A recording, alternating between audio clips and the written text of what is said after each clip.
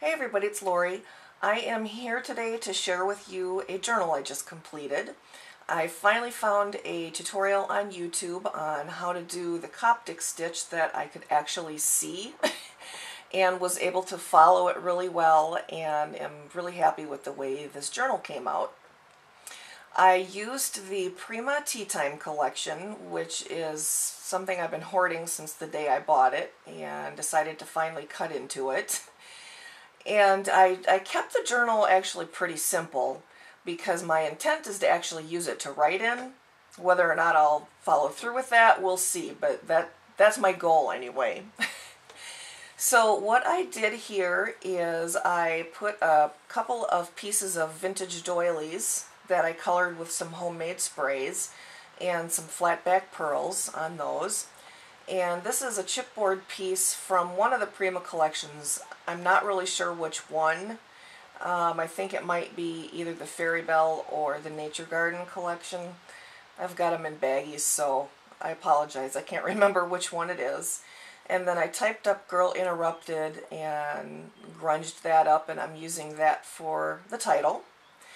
And I've also got a piece of a bigger doily underneath there that I got at not a thrift store, but it was like a big fabric sale that we have in town here that our Salvation Army hosts once a year.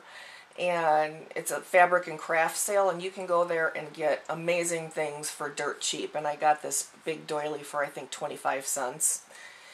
And I also have some lace underneath there that wraps around to the back. And I did spray that with also some homemade spray to make it look like it was stained. And then this piece is another piece of trim here that I got at that same fabric sale that I also stained that to, it actually had green ribbon strung through here that I wanted it to stay green, but then when I sprayed it, it made it look stained, but that's fine too. And then right here, I have some homemade washi tape that I did with masking tape. And then my closure is a piece of seam binding that I colored with some Tim Holtz Distress Stain in the peeled paint color. And the seam binding just goes underneath the paper on the front and the back cover. Just glued underneath there. And the inside is actually very simple. I used one sheet of each of the 12 by 12 sheets, and also the same number of sheets of just manila cardstock, and I stained it all up, both the pattern paper and the plain paper, with some spray that I made. And then I also used a few sheets of paper from the 6x6 paper pad, and I've cut out one of the pages that has the cutouts in the 6x6 paper pad. I've got those sporadically throughout the book, and also a variety of stamping. But I will just go ahead and flip through it and show you what I've got. And I also have in various places some more of the homemade washi tape. But you can see it's very vintagey looking, which is my favorite, so I got it nice and stained up. I took it outside and sprayed it on my patio table, and then hung it on my clothesline to dry. And then I didn't need to bake it in the oven or anything. I also have sewn in there the journal cards from the Tea Thyme collection, so there's a few of those in there as well.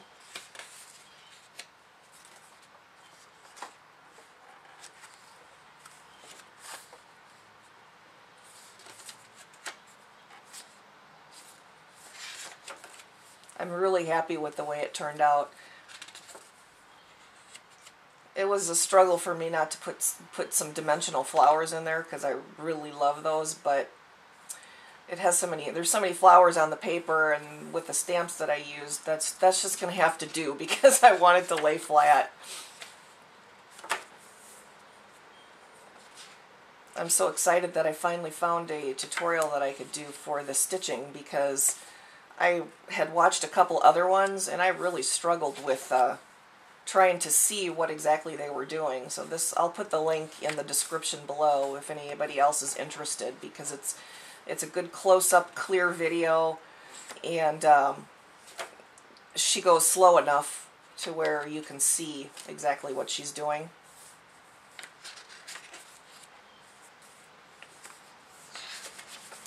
And the stamps that I used are actually just from a variety of collections. Some of them are Prima, some of them are Inka Dinka Doo, some of them are Recollections. Just whatever I thought matched well with the paper collection I used. And a few different colors of ink, some hot pink and some green and some brown.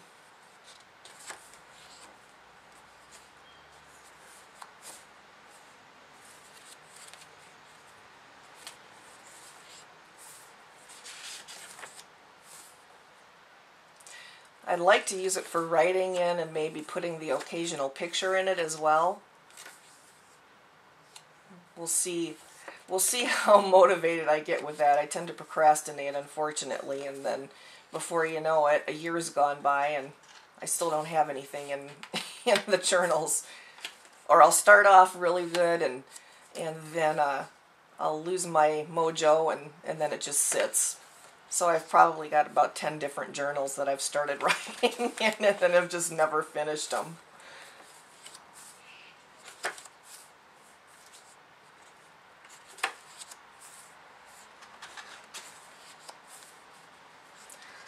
There's several pages in here too, so it's pretty thick. The size of the journal is 6 by 4.5.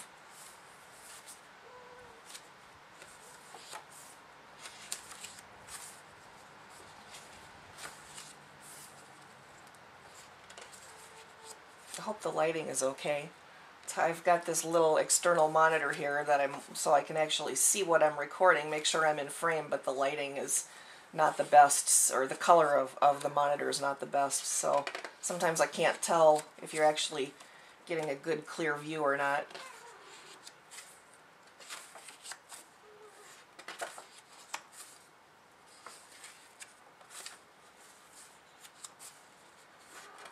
There are 8 signatures in here. I can't remember how many sheets are in each signature. I'll take a look here in a second for you.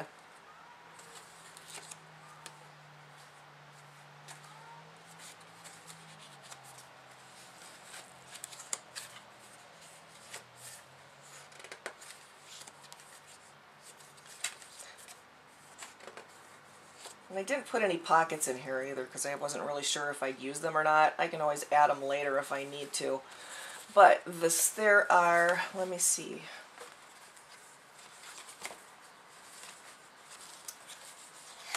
2, 3, 4, 5, 6, 7, 8, wait, 1, 2, 3, 4, 5, 6, 7, 8.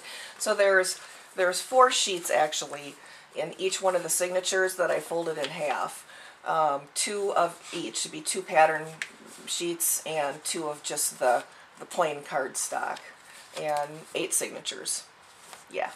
So that's it. I hope you like it, and thank you very much for watching, and if you have any questions, let me know.